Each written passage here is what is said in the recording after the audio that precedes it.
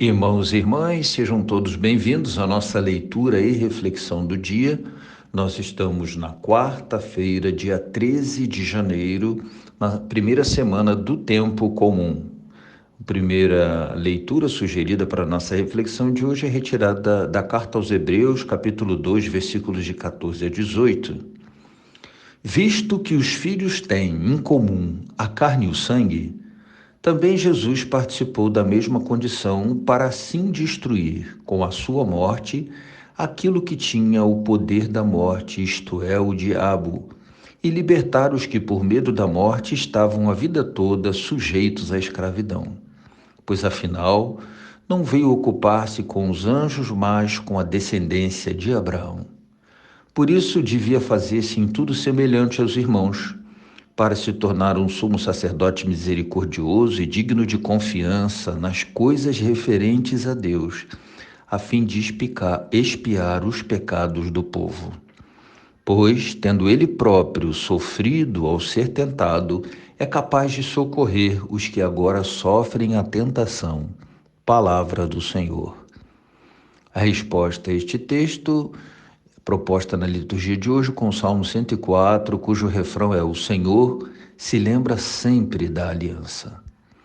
Dai graças ao Senhor, gritai seu nome, anunciai entre as nações seus grandes feitos. Cantai, entoai salmos para ele, publicai todas as suas maravilhas. O Senhor se lembra sempre da aliança.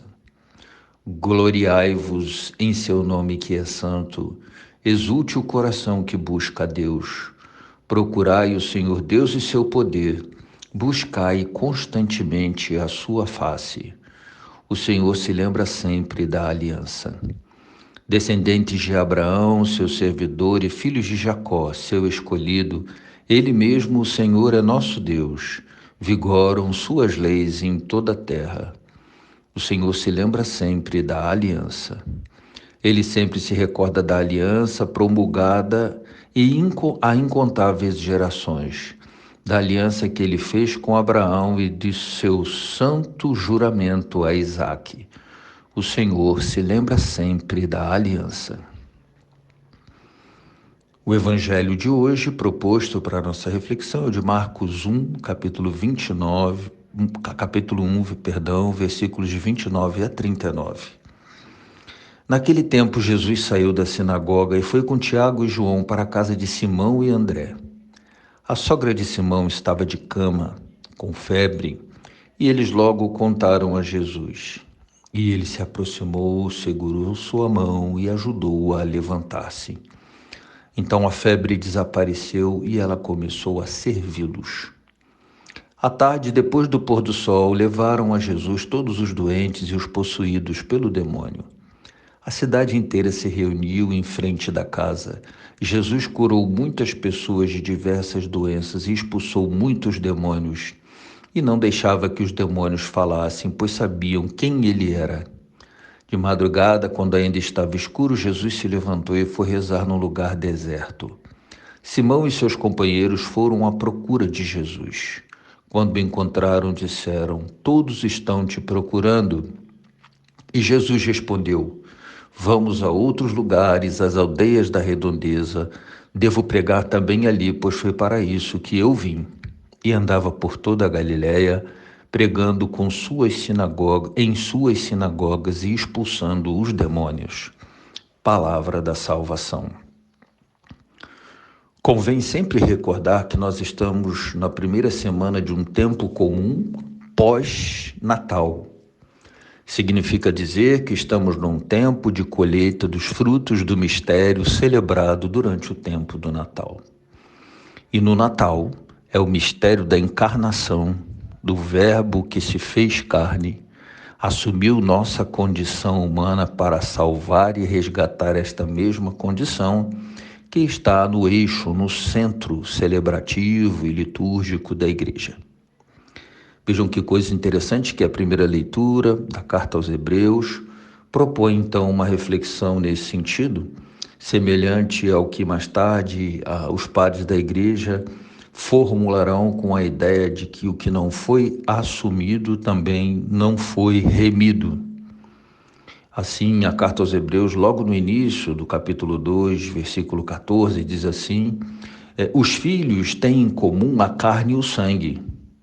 E por isso Jesus participa dessa mesma condição, ou seja, nossa carne e o nosso sangue, para assim destruir com a morte dele, Jesus, aquilo que tinha o poder, ou aquele que tinha o poder da morte. Ou seja, é o mistério da encarnação que continua no foco celebrativo, como tema da liturgia da palavra de hoje, o que de alguma forma também se faz presente nos relatos de cura, aqui especificamente no Evangelho, a sogra de Simão, que estava de cama com febre, depois os diversos doentes que todos levavam a Jesus e os possuídos pelo demônio, ou seja, doentes no corpo e doentes também na alma, aprisionados pela enfermidade no corpo e também na alma. Os relatos de cura, mais do que uma espécie de espetáculo ou da apresentação de Jesus como de um curandeiro, é também uma reafirmação do mistério da encarnação, no sentido de que quando Jesus assume a carne humana, ele traz plena saúde, plena integridade a esta mesma carne, e o mesmo vale para a condição humana como um todo. Por isso, Jesus cura aqueles que estão doentes no corpo e também cura os que estão enfermos na alma. Mas para fugir desta imagem de um curandeiro, a dimensão de missão se faz presente exatamente no final do texto, e mesmo Jesus resiste a essa transformação da figura dele de Salvador para a figura de uma espécie de curandeiro ou milagreiro. Então Jesus se levantou de madrugada, foi rezar no deserto e logo ele se deu conta, de que era hora de partir. E aí os discípulos trazem para Jesus: todos estão te procurando, trazendo os seus doentes, seus enfermos. E Jesus então responde: vamos a outros lugares. Devo pregar ali também, pois foi para isso que eu vim. Fruto desse momento de oração de Jesus, ele percebe que a essência da sua missão está no anúncio da Boa Nova e não especificamente na cura de enfermidades, na realização de milagres. A essência do ministério de Jesus está no anúncio da Boa Nova e do Reino. E Jesus se dá conta disso e vai adiante. Peçamos ao Senhor que nos dê também essa consciência da nossa missão, lugar no mundo, mas também consciência de que o Senhor assumiu nossa carne para dar dignidade a esta carne, conceder plena saúde e vigor a esta mesma carne. Desejo a todos um dia abençoado, que o Senhor nos conceda saúde, vigor e paz. Um dia de paz para todos.